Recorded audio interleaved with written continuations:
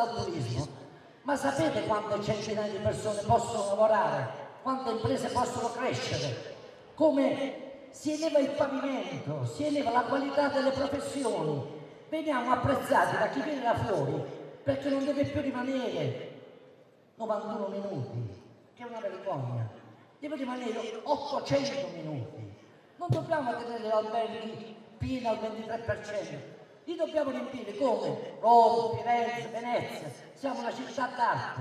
A Venezia c'è la copertura con l'acqua alta, attenzione, con il freddo, è quasi l'80%. A Roma siamo all'82%. A Firenze, perché gli alberghi sono meno della richiesta, si arriva a sforare il 90%. E noi dobbiamo vedere gli albergatori che fanno investimenti tenendo la copertura della totalità dei posti per il 20%, 23%, e non facciamo niente. Dobbiamo fare il turismo come si fa, come una scienza.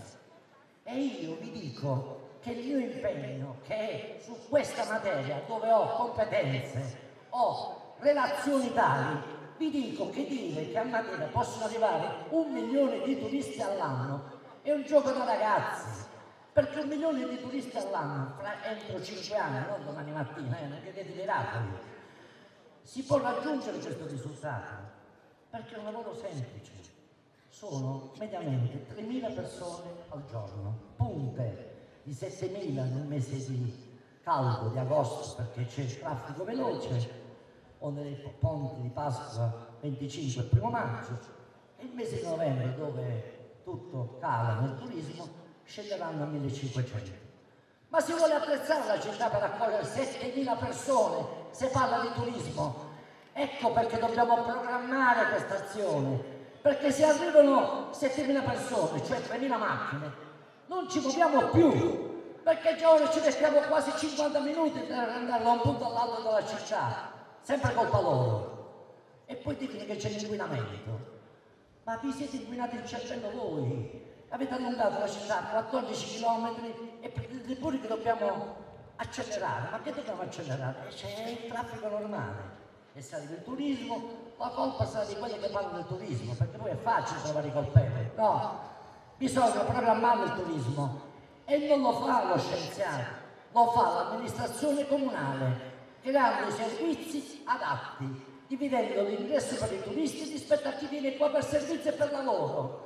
E dando e costruendo, lo dico a voi, materani, bravi, che siete qua, che siete leali, che siete liberi, cominciamo noi che siamo liberi, diciamocelo fra di noi.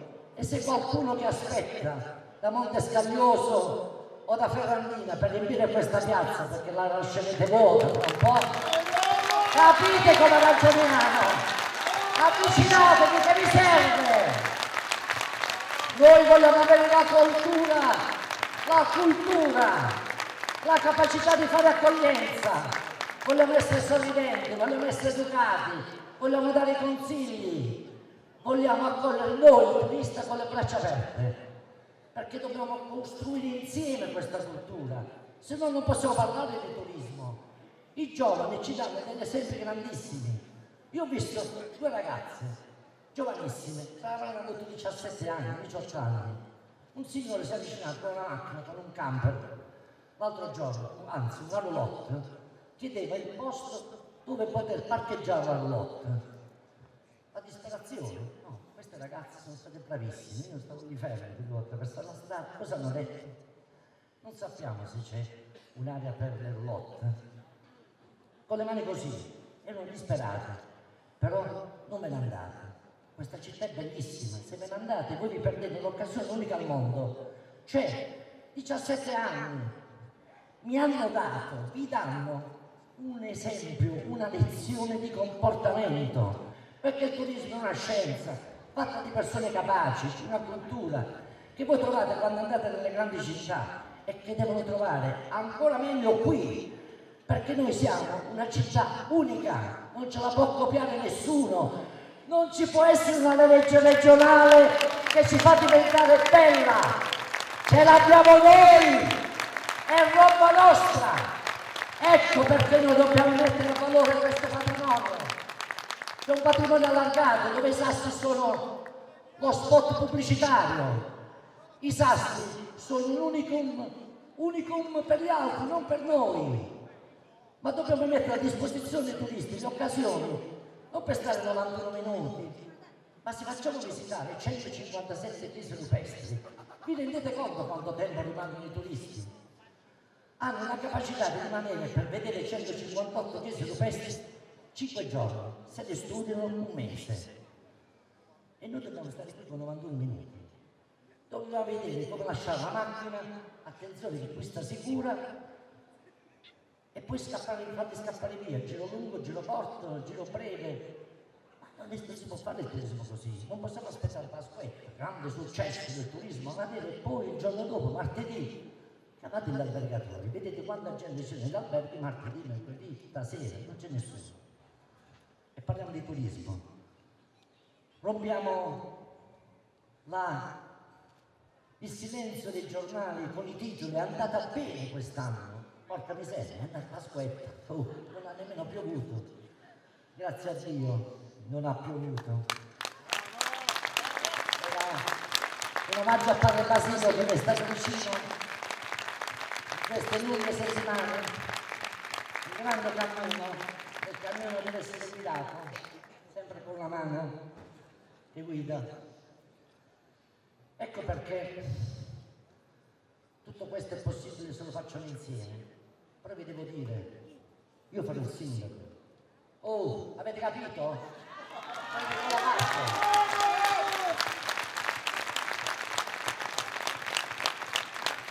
Sapendo che quello che troverò non sarà una situazione felice, troverò una situazione forse disastrosa, non lo sappiamo. Io so soltanto che solo a leggere il contenzioso che ha accumulato in questi anni il comune di Matera c'è da mettersi le mani ai capelli. Se i contenziosi arrivano contemporaneamente, come arrivano?